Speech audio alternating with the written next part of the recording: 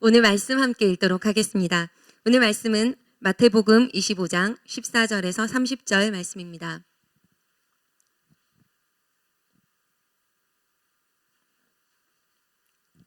네, 마태복음 25장 14절에서 30절 말씀입니다. 네, 저와 함께 한 절씩 교독으로 읽도록 하겠습니다. 제가 먼저 읽어드리겠습니다. 또 어떤 사람이 타국에 갈 때 그 종들을 불러 자기 소유를 맡긴과 같으니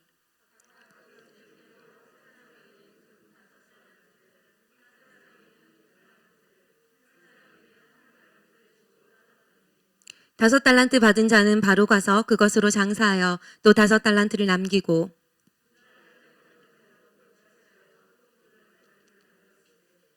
한 달란트 받은 자는 가서 땅을 파고 그 주인의 돈을 감추어 두었더니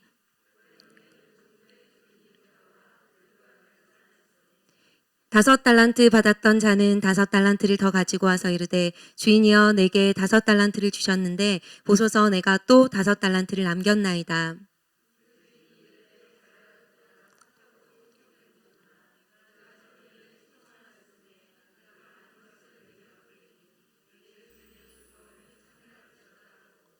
두 달란트 받았던 자도 와서 이르되 주인이여 내게 두 달란트를 주셨는데 보소서 내가 또 두 달란트를 남겼나이다.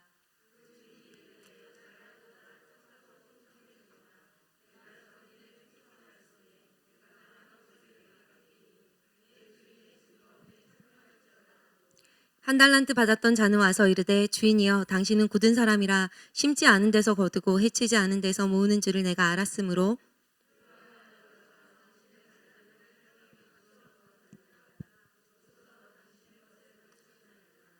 그 주인이 대답하여 이르되 악하고 게으른 종아 나는 심지 않은 데서 거두고 해치지 않은 데서 모으는 줄로 내가 알았느냐.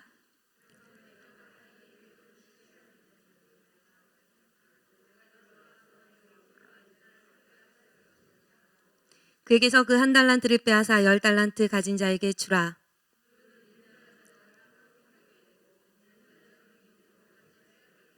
함께 읽겠습니다. 이 무익한 종을 바깥 어두운 데로 내쫓으라. 거기서 슬피 울며 이를 갈리라 하니라. 네, 오늘 제가 강단에서 오랜만에 뵙는 기념으로 한 가지 퀴즈를 준비해 보았습니다. 여러분 퀴즈는 선물이 있기 때문에 매력이 있는 것이죠. 있을지 없을지는 잘 모르겠지만 퀴즈를 한번 내보겠습니다. 한 아내가 오랜만에 한껏 차려 입었습니다. 아름답게 치장을 하고 화장을 막 하고 이제 남편 앞에 섰어요. 남편에게 물어봅니다. 여보, 나 좀 어때? 이렇게 물어봐요. 남편, 지혜로운 남편이라면 어떻게 대답해야 될까요? 자, 갑니다. 1번, 그래. 2번, 별로 안 어울려. 3번, 나쁘지 않군. 우와, 정말로 아름다워. 4번입니다. 너무 쉽죠? 정답을 정답 이미 나왔네요. 아시는 분은 박성희 목사님께 문자를 보내주시면 이거 꼭 한번 따라해보고 싶었거든요. 지금 무슨 말 하는지 모르시는 분은 우리 프렌드 부서에서 어린이들이 코로나 때 열심히 영상으로 예배드릴 때에 뒤에 이제 목사님께서 항상 문제를 내시고 선물을 주시고 그렇게 하셨던 재밌는 일들이 있어가지고 너무 저 풀어보고 싶었고 저 이렇게 한번 내보고 싶었습니다. 너무 쉬운 문제죠. 근데 이 문제가 왜 쉬운 줄 아세요? 다른 대답을 하면 큰일 날 것을 우리 모두가 알기 때문입니다. 안 예뻐도 무조건 예쁘다고 해야 되고 또 가급적이면 모든 감탄사를 다 연발해서 그것이 진심인 것처럼 보이도록 하는 것이 남편의 지혜로움이기 때문이죠. 그 답이 정해진 질문이 되겠습니다. 여보 나 어때? 이 질문은요. 그래서 여러분 답이 이미 정해져 있는 질문은 그 대답을 하지 않으면 안 되는 게 있습니다. 답정너라고 하는데요. 이게 그 인터넷에서 신조어로 되어 있는데 꽤 오래된 것 같아요. 이런 뜻입니다. 답은 정해져 있으니 님은 대답만 하세요. 이제 이런 거예요. 답이 이제 이거다 이런 거죠. 예, 우리가 성경을 볼 때도 이렇게 답정너와 같은 해석을 이미 딱 가지고 있는 본문들이 있습니다. 굉장히 어려워서 이렇게 함부로 잘 이렇게 풀지 못하는 그런 본문도 있는가 하면 또 많은 분들이 또 아주 친숙하게 들어왔기 때문에 저의 그 모태신앙 약 40년 경력으로는 이 달란트 비유 같은 경우는 거의 답정너와 같은 해석과 또 적용이 이미 아주 풍성한 본문이라고 할 수 있습니다. 네, 여러분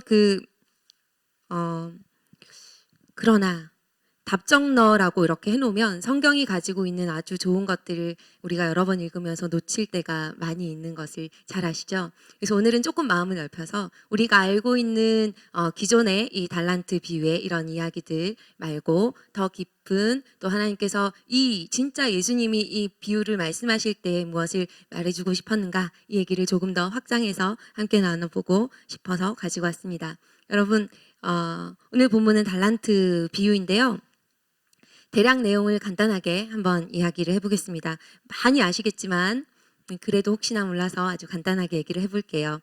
그래서 제가 말로만 계속하면 굉장히 어려우실 것 같아가지고 사진을 그림이네요. 그림을 2장 가지고 왔습니다. 재산이 아주 많은 한 주인이 있었습니다. 이 주인이 이제 먼 길을 떠나요.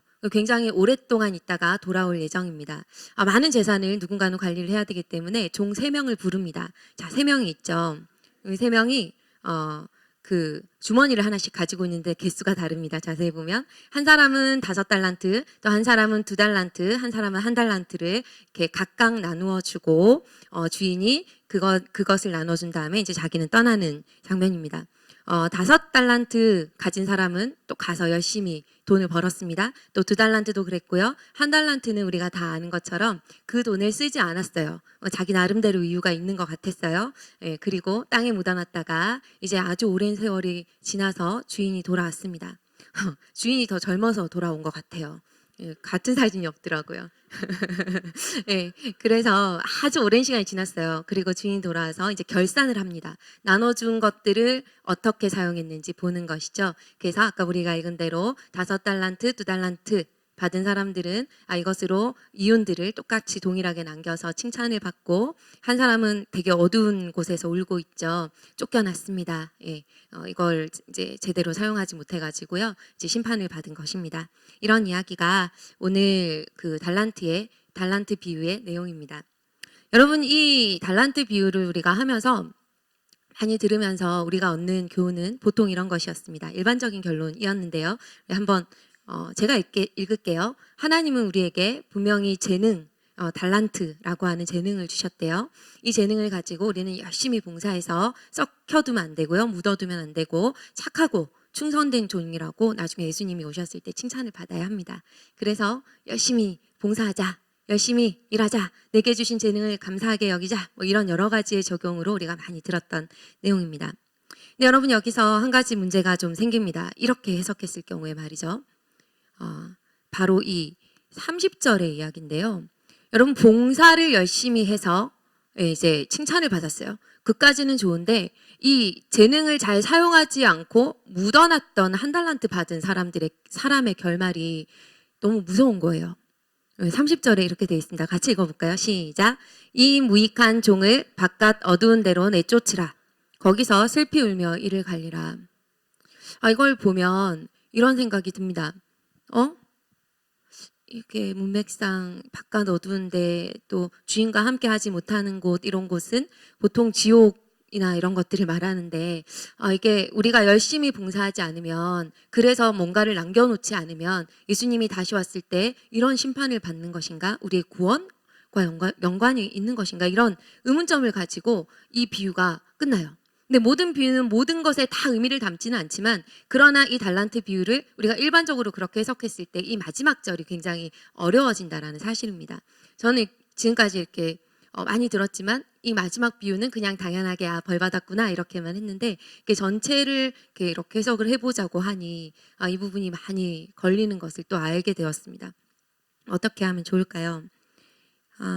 그리고 또 한편 이 달란트 비유가 이렇게 탁 선포되었을 때에 우리 마음밭이 너무 좋고, 또 우리가 뭔가 에너지와 힘이 아주 충만할 때는 내가 힘을 내야겠다, 내가 봉사를 열심히 해야겠다, 막 재능을 써야지, 막 이렇게 할 수 있는데, 우리 살다 보면 지칠 때 있잖아요. 하나님 믿다가 또 교회 생활 하다가도 좀 여러 가지 그 봉사나 이런 것들에 지쳐서 쉬고 있거나 이럴 때에, 그때 갑자기 예수님 오시면 어떻게 되는 거지? 뭐 이런 걱정도 있고, 오히려 좀 짐이 되고 또 어려운, 그냥 하나님은 열심히 일하는 것만 좋아하시는가 보다, 이제 이런 오해도 저는 좀 해봄직하다 생각이 듭니다.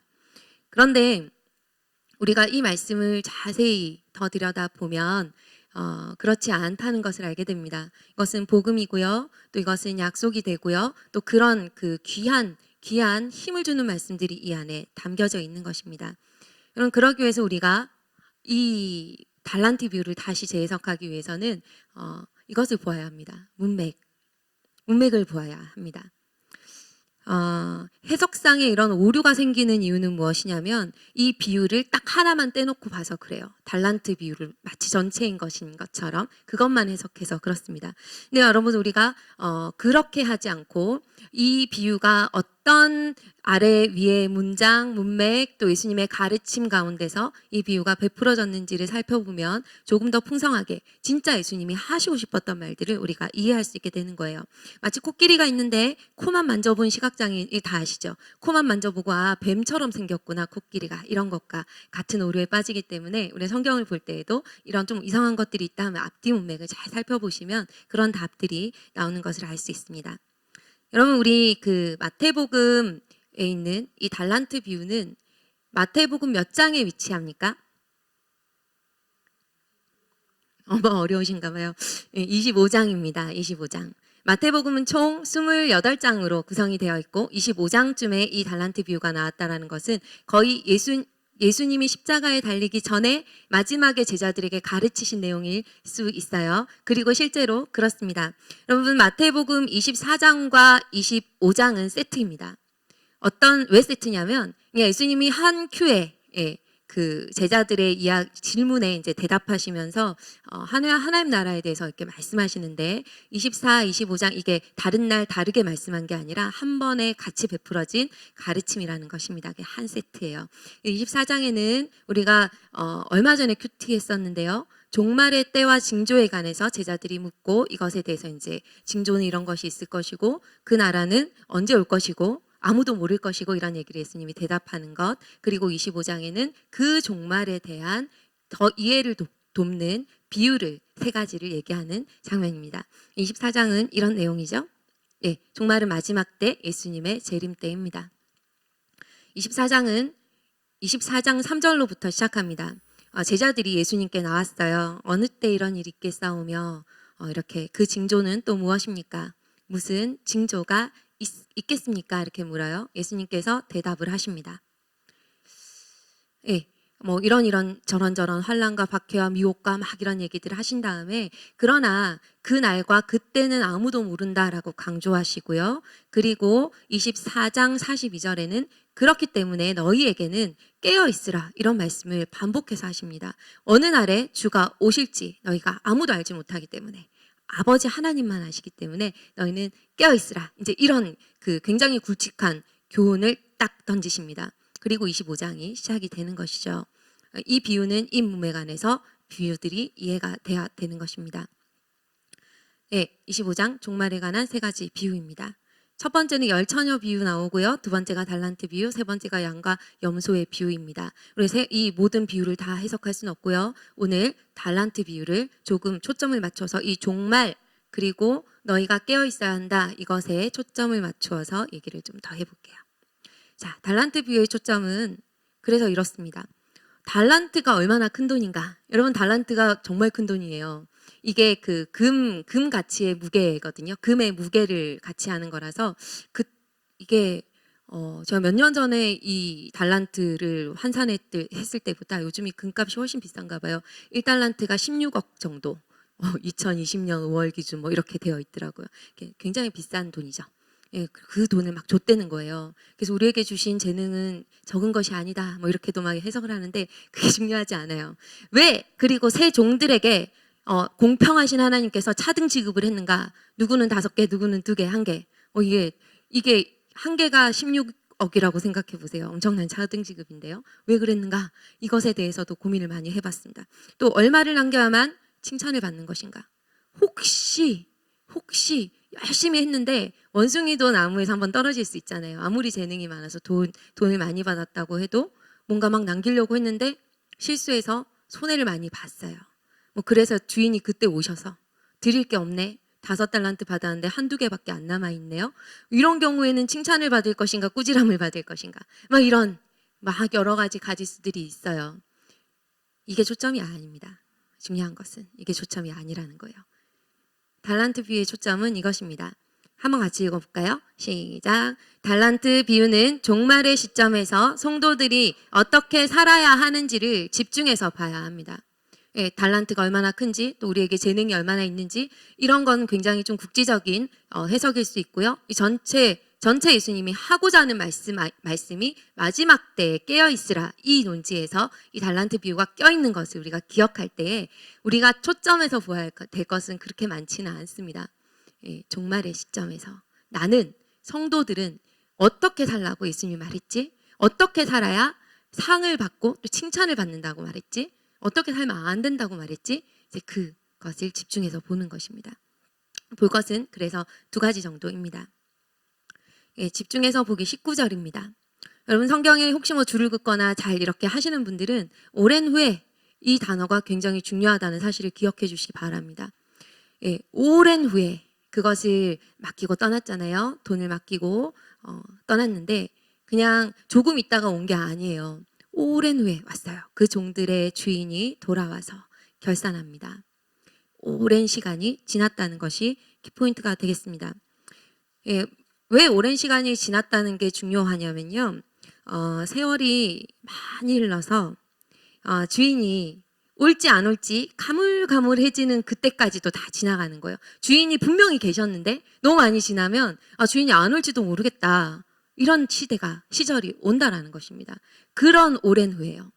예, 우리 예수님이 금방 오겠다 이러고 이제 안녕 하고 떠나가셨잖아요. 사도행전에서 1장에서. 근데 그 사도행전 29장이 다 지나갔는데 아직까지 오시지 않는 곧 오시리라는 2000년인가 뭐 이렇게 얘기하는 예수님이 더디 오세요. 왜냐하면 예수님은 많은 사람들 오시면 끝이기 때문에 많은 사람들에게 또 기회를 주고 이런 하나님의 뜻이 있는 점 있습니다.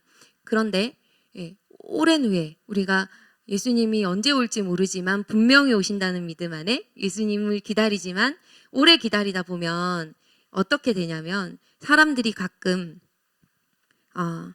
깨어있기가 쉽지 않게 돼요. 가끔 잊어버리고 가끔 예수님이 이런 말씀을 하셨지, 예수님이 이런 분이었지, 내 삶에 예수님이 안 보이니까요. 이제 이것을 잊어먹기 시작합니다.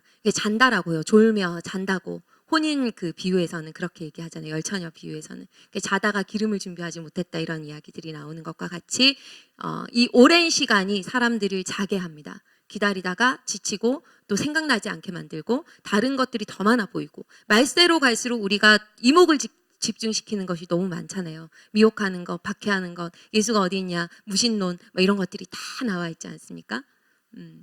그 시절에서 예수를 깨어서 생각하는가, 그 오랜 시절을 어떻게 있는 것인가라는 것이 이 달란트 비유 충성된 종들이 하는 일에 굉장히 중요하다는 이야기입니다. 네, 그래서 주인 칭찬의 키포인트는 이 종이 자지 않고 아무리 오래 기다렸어도 아무리 그 종의 존재 자체가 가물가물해졌어도 자지 않고 깨어서 자기 일을 했는가, 이것이 굉장히 중요한 포인트가 된다는 것입니다. 칭찬, 이 포인트는 깨어 있었는가와 연관이 있다는 것이죠. 예, 2번째 이제 상과 벌 조금 집중해서 다시 볼게요. 예, 상 받는 사람은 칭찬이 딱 이 한마디입니다. 착하고 충성되었다예요. 여러분 어떤 효율성을 상 주는 것이 아니었습니다. 왜냐하면 21절과 23절이 5달란트 그다음에 2달란트 받은 사람이 결산해서 그 주인이 칭찬하는 장면이거든요. 토시 하나도 안 틀리고 같은 칭찬을 받아요. 많이 남겼구나, 또 많이 줬으니 재능이 참 괜찮구나, 내가 사람 잘 봤구나, 뭐 이런 이야기들 전혀 없고요. 그냥 거기에는 별로 집중하지 않는 것 같아요. 그냥 착하고 충성되었기 때문에 주는 거예요. 효율성, 이윤 뭐 이런 것과 상관이 없는 것 같습니다. 대신에 벌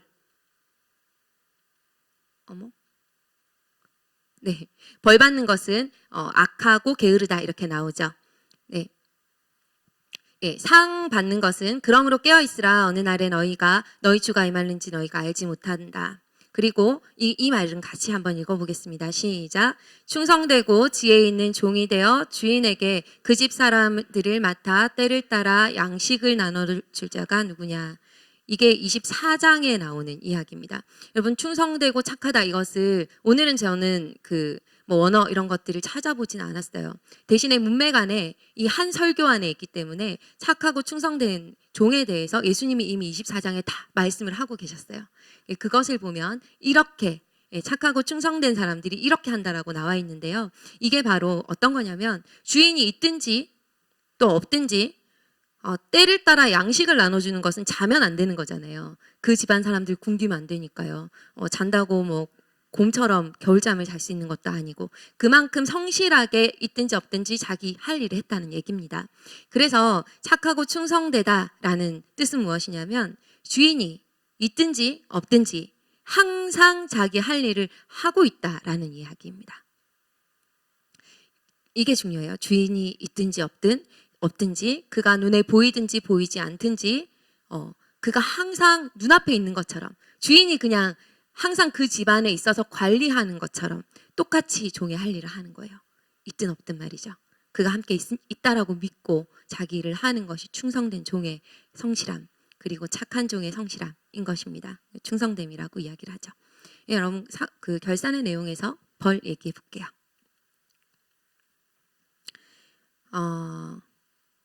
벌 받는 종은 악하고 게으르다 이렇게 표현이 됩니다. 이것도 24장에 48절 49절에 악하고 게으른 종에 대해서 이렇게 예수님 미리 설명을 다 하셨어요. 같이 한번 읽어볼게요. 시작. 만일 그 악한 종이 마음에 생각하기를 주인이 더디 오리라 하여 동료들을 때리며 술 친구들과 더불어 먹고 마시게 되면 이게 악한 종이 하는 일이라고 미리 말씀하신 거예요. 이 악한 것은 무엇이냐면 그 마음의 생각에 이게 중요한 거예요. 주인이 더디 올 것이다. 즉 무슨 말이냐면 아까 착하고 충성된 종은 주인이 있든 없든 있는 것처럼 행한 거예요. 근데 이 악한 종은 주인이 더디 올 것이다 라고 생각했다는 말은 무엇이냐면 주인이 없음으로 주인이 없기 때문에 그 눈 밖에 있기 때문에 그냥 내 마음대로 하는 거예요. 주인이 있다라는 인식과 주인이 없다라는 인식 이것이 이 충성된 일을 하느냐 마느냐 이것을 갈라놓는 게 되는 것이죠. 그래서 악한 종들은 시간이 많을수록 지금 내가 일을 안 해도 주인이 지금 보지 않으니까 이러면서 이제 자기가 다른 일들을 하고 사는 자기 마음대로 하는 게 되는 것입니다. 그래서 결산 내용에서 상과 벌은 이렇게 얘기를 합니다. 같이 읽어볼까요? 시작. 주인이 지금 내 눈앞에 없기 때문에 내 마음대로 사는 것.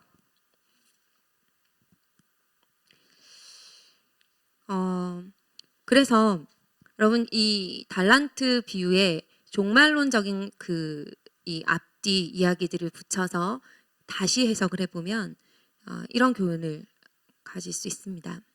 같이 읽을게요. 시작. 마지막 날 성도들은 예수님이 반드시 다시 오실 것을 믿고 어떤 상황에서도 항상 깨어서 그분이 항상 함께 계신 것처럼 생각하며 자기에게 맡겨진 일을 성실하게 감당하며 살아가세요. 네, 말이 이렇게 기네요. 그분이 항상 함께 계신 것처럼 생각하며 상황이 어떻든 또 주님이 있는 것 같은 세상을 보면 없는 것 같고 안 오실 것 같기도 하고 막 이런 어떤 상황에서든지 항상 계신 것처럼 생각하며 즉 그가 항상 계신다는 것을 믿고 함께 계시다는 것을 믿고 자기에게 맡겨진 일을 감당하며 살아가세요. 이것과 같다는 거예요.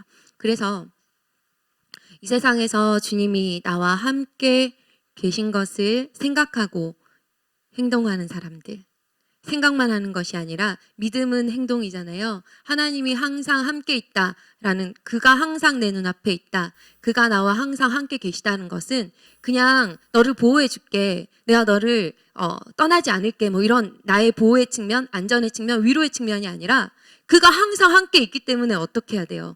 인식해야 되는 거예요. 내가 할 일을 하고 있는가? 내가 하나님이 나를 보는데 상사가 있어도 우리가 함부로 못 하는데 그죠? 하나님이 함께 있는데 경외함으로 우리 할 일을 하지 않겠습니까?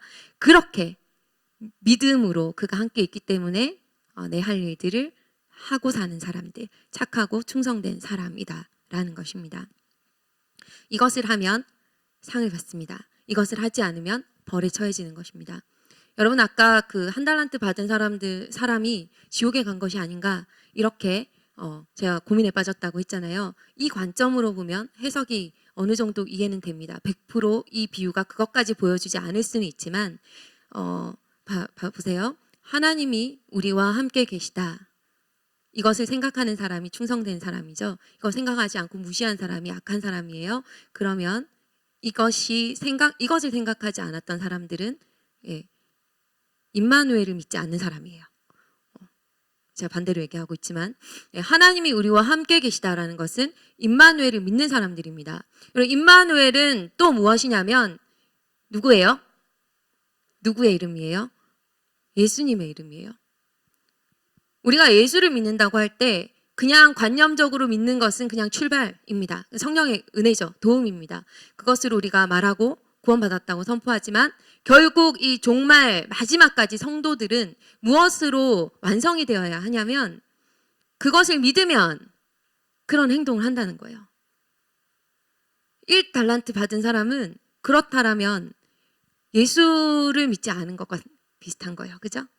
네. 그가 함께 계시다라는 사실을 무시하고 살았으니까 오랜 시간 그냥 그 자체도 받아들이지 않았기 때문에 그 행동을 했고 그래서 그는 벌을 받을 수 있는 거예요. 이렇게 이 관점으로 얘기하자면 이 비유가 전체가 좀 짝이 맞는 것 같다는 생각이 듭니다. 결국 오늘 이 말씀은요, 그냥 상을 우리가 재능을 많이 받았고 감사함으로 봉사를 열심히 하자, 이것으로는 많은 아쉬움이 남는 비유라는 것입니다. 특히 이 코로나 시간을 쭉 지나가면서 진짜 예수님이 얼마 안 있다가 오실 수 있구나, 이런 생각들을 모두 다 하고 정말 깨어야겠다라고 생각하는 많은 성도님들 계시는 줄 믿습니다. 우리가 이렇게 살아야 된다는 거예요. 이때 우리의 삶의 행동, 이것이 장사예요. 삶의 행동이 장사라고요. 그냥 말씀을 막 이렇게 불려가지고 말씀을 막 해가지고 사람들에게 이렇게 전도를 많이 해야 된다, 우리의 재능을 많이 써야 된다, 이것이 아니라 너희가 믿었으면 그대로 행하라는 거예요. 그것을 생각했으면 그 믿음 바대로 삶을 보이는 것이 우리에게 하나님이 요구하시는 열매예요. 그것이 결산 때 상벌입니다. 이렇게 산다는 것입니다. 이 말씀을 좀 매해주면서 코람데오 라는 말씀 많이 들어보셨죠? 요즘에는 많이는 안 쓰는데요. 제가 대학부 때 제가 있었던 교회 또 선배들이 대학부에 아마 표가 이 코람데오였습니다. 굉장히 많이 도전받고 그리고 이 말씀으로 굉장히 많은 나눔을 하고 했던 기억이 납니다. 하나님 앞에서라는 라틴어인데요. 모든 삶의 모든 중심이 하나님 앞에서 행하는 것처럼 우리가 행하자. 이렇게 하면서 청년 시절을 어떻게 하나님 앞에 보낼 것인가, 또 하나님 말씀 어떻게 대할 것인가, 우리의 삶의 어떤 부분에 이 말씀으로 또 하나님 앞에 나아가고 또 우리가 적용하고 실천하고 살 것인가, 이것들이 많이 고민했던 시간들입니다. 코람데오. 결국 우리가 상을 받으려면 예수님의 칭찬을 받고 마지막에 예수님의 얼굴을 그렇게 기쁘게 보려면 우리가 오늘의 삶을 이렇게 사는 것입니다. 하나님 앞에서 오늘 하루를 말이죠. 그냥 눈 가리고 아웅하는 것이 아니라 그렇게 살지 말라고 성경이 많이 말씀하거든요. 그러면 주께 하라, 이 말이 같이 나와요. 주님이 없지만 마치 이 사람이 주님인 것처럼 여기고 대하라 라는 것이 코람데오예요. 주님이 없지만, 주님이 보이지 않지만, 주님은 아니지만 이 약한 사람이 주님인 것처럼 여겨서 사랑하라 라고 말하는 것들이 계속 신약 성경에 계속 나오는 우리를 향한 하나님의 뜻이 되는 것입니다. 그래서 마지막 날에 예수님이 반드시 다시 오시는데 그 성도들을 결산하실 때 그 결산은 잘하고 못하고 얼마나 교회가 커졌고 또 얼마나 많은 열매를 나를 통해서 많은 사람들이 예수께로 돌아오고 이런 것보다는, 효능과 성과보다는 우리의 삶이 그것을 증명해 주는 것입니다. 그래서 결산의 기준은 내 사랑하는 딸이 또 아들이 어떤 상황과 환경 속에서도 마치 하나님이 내 눈앞에 계신 것처럼 하루하루 하나님의 뜻을 행하며 살았는가, 이것이 될 것입니다. 이것을 보실 거예요. 우리에게 가장 가까이 있는 사람들, 또 가장 약하고 사랑하기 힘든 사람들 포기하지 않고 그렇게 사랑하는 것, 이것이 또 뜻을 행하는 것이겠죠. 우리 골로새서 말씀 같이 읽어보도록 하겠습니다. 시작. 종들아, 모든 일에 육신의 상전들에게 순종하되 사람을 기쁘게 하는 자와 같이 눈가림만 하지 말고 오직 주를 두려워하여 성실한 마음으로 하라. 무슨 일을 하든지 마음을 다하여 주께 하듯 하고 사람에게 하듯 하지 말라. 이는 기업의 상을 너희는 주 그리스도를 섬기느니라. 아멘. 때론 충성되게 사랑하다 보면 하나님 앞에 충성돼야 되기 때문에 나의 호불호, 또 나의 사랑할 만한 사람들이 있잖아요. 그냥 사랑이 막 가는 사람들이 있잖아요. 그것을 뛰어넘어서 그 호불호를 넘어서 어떤 사람들을 사랑해야 될 때에 손해보는 느낌이 있습니다. 때론 억울할 수도 있습니다. 너무 하기 싫은데 뭔가를 이렇게 열심히 사랑했는데 오는 반응이 별로 좋지 않을 때도 있습니다. 그런 하나님이 보신다. 우리가 하나님 앞에서 한 것이다. 이것을 우리는 기억한다면 지치지 않을 줄 믿습니다. 상급이 그에게서 나오기 때문입니다. 내가 사랑한 대상은 나에게 상을 주지 않고 나에게 뭔가 합당한 대가를 주지 않는다 할지라도 하나님이 그것을 아시면 그분으로부터 칭찬이 올 줄 믿습니다. 착하고 충성된 종아, 어려운 때에도 네가 나를 생각함으로 그 일들을 했구나. 내가 작은 일에 충성하였으니 더 큰 것을 너에게 맡기리라. 하나님의 칭찬이 우리에게 있을 줄 믿습니다. 귀한 성도님들, 코로나 시간들 지나면서 그렇게 사랑하는 것들 많이 보았습니다. 포기하지 않고 또 때로는 만날 수 없기 때문에 지혜를 내고 또 마음을 더 많이 모으고 이렇게 저렇게 많은 예시들이 있지만 충분히 또 얘기가 많이 나온 것이고 격려가 많이 되었어서 저는 그것을 보면서 참 이 마지막 때의 그 사랑을 지키는 교회는 소망이 있다, 이런 생각이 들어서요. 저도 그런 표현을 잘 하지 못하는 사람인데 굉장히 많이 배우는 시간들이었습니다. 많은 성도님들 이 사랑에 충성되게 행하시는 시간들을 많이 축복하고 격려드립니다. 마지막 날에 반드시 예수님이 그것을 인정해 주실 줄 믿습니다. 네, 하나님이 우리와 함께 계신다. 그 뒤에 같이 읽어보고 마치겠습니다. 자, 시작. 임마누엘, 약속은 세상 끝날까지 충성된 사람들이 깨어 기도하며 붙들 약속이자 동행하시는 하나님의 능력입니다. 이 능력과 함께 동행하시는 저와 여러분들 되시기를 축복합니다. 나와 주님의 기쁨 되기 원하네. 우리 찬양하면서 기도하겠습니다.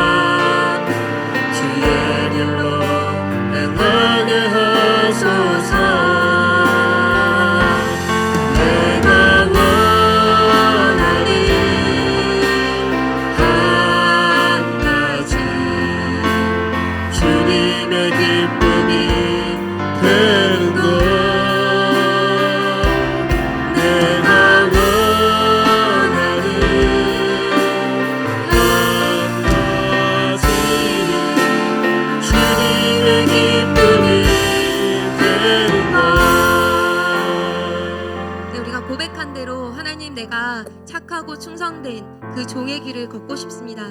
어떤 상황 속에서도 사람의 눈이나 또 내가 받을 것들을 계수하지 아니하고 내가 할 일, 또 내게 요구되는 사랑, 그것을 잘 감당하는 사람이 되고 싶습니다. 그런데 주님, 나는 세상 속에 있으면서 내 마음이 너무 깨끗하지 못할 때가 많이 있습니다. 마음대로 해버리고 싶고, 또 어떤 대가가 오지 않으면 서운하고, 또 그러므로 사랑하기를 포기하게 되고 그런 나일지도 모릅니다. 주님, 내 마음을 좀 깨끗하게 해주십시오. 내 마음을 좀 깨끗하게 해주셔서 이 마지막 때에 진짜 착하고 충성된 종이 걷는 그 길을 걷게 해주십시오. 하나님, 나를 좀 도와주십시오. 내 마음 가운데 주님 은혜를 베풀어 주십시오. 우리의 마음을 겸손히 하나님 앞에 좀 드리면서 나아가서 기도하겠습니다. 하나님, 내 마음을 깨끗하게 해주시는 분이 주님이셔서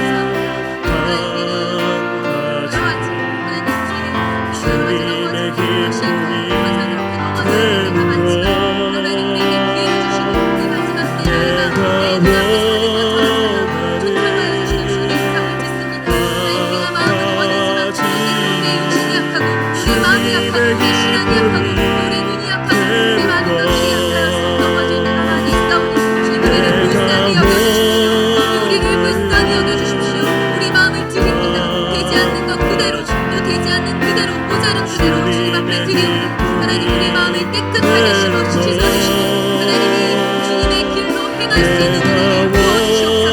하나님, 내가 그것을 원한다라고 하는 이 고백조차 주님 은혜이고, 하나님, 우리의 기도를 통하여 우리의 삶을 가르치시고 이끌어 주시옵소서.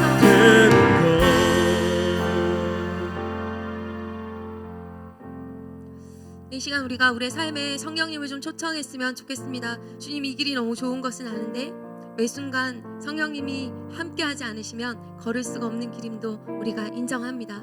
성령님, 내가 혼자 하려고 하지 않겠습니다. 주님, 임마누엘이라고 약속하셨지 않습니까? 때로는 우리가 그것을 믿음으로 붙들어야 하지만, 때로는 그래서 우리가 경외함으로 하나님 앞에 있어야 하지만, 그러나 임마누엘은 내가 너희를 돕겠다라고 하는 약속이기도 하지 않습니까? 주님, 그 임마누엘이 우리 가운데 온전하게 임하고 우리를 이끌어갈 수 있도록 성령님, 우리 삶을 다스려 주십시오. 나와 함께하여 주십시오. 함께 그렇게 성령님을 초청하면서 기도하겠습니다.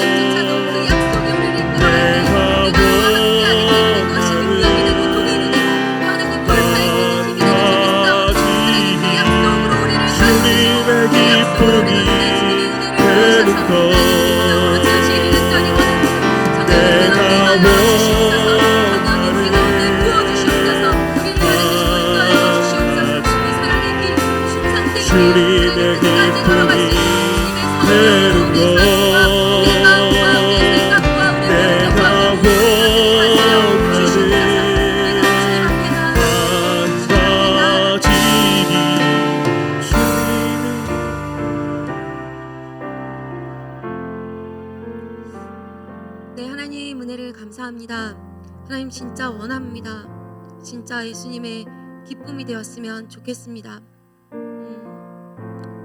진짜 그랬으면 좋겠습니다. 근데 하나님, 우리는 마음은 너무 원하지만, 그래서 이 고백에 우리의 진심은 담아지지만 또 우리가 살다 보면 그러지 못할 때가 많음도 고백합니다. 하나님, 우리를 도와주십시오. 이 마지막 때에 주님이 오셔서 결산하실 때 보여드릴 것이 있게끔, 그렇게끔 우리를 좀 붙들어 주시기를 원합니다. 성령님, 우리 안에 임하여 주십시오. 임마누엘, 함께하리라는 그 약속, 그것이 예수의 이름인데, 그 이름이 능력이라고 했는데, 그 능력이 우리의 삶을 이끌어가도록, 약한 우리를 이끌어가도록, 강하게 하는 하나님의 능력이 되도록, 동행하시는 능력이 되도록 우리의 삶을 좀 다스려 주십시오. 우리의 약함을 인정하는 모든 성도들에게 주님 이 시간 임하여 주셔서 위로하시고 또 강하게 하시고 다시 세우사 이 착하고 충성된 종의 길을 다시 한번 일어나서 담대히 걸어갈 수 있도록 은혜를 베풀어 주시기를 간절히 원합니다.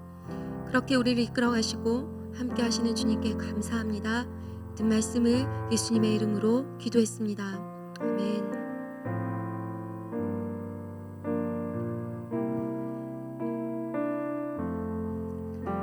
기도하겠습니다.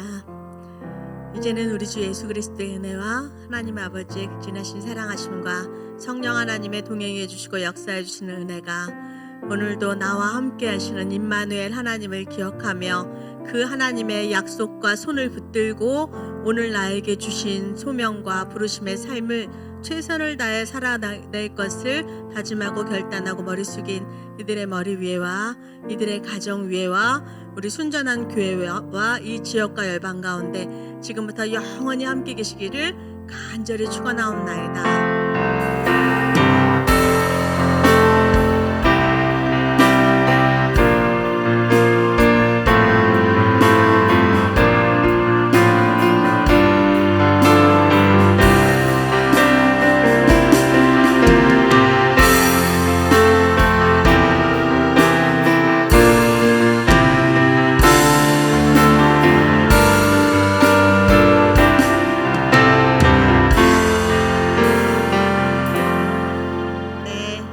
마쳤습니다.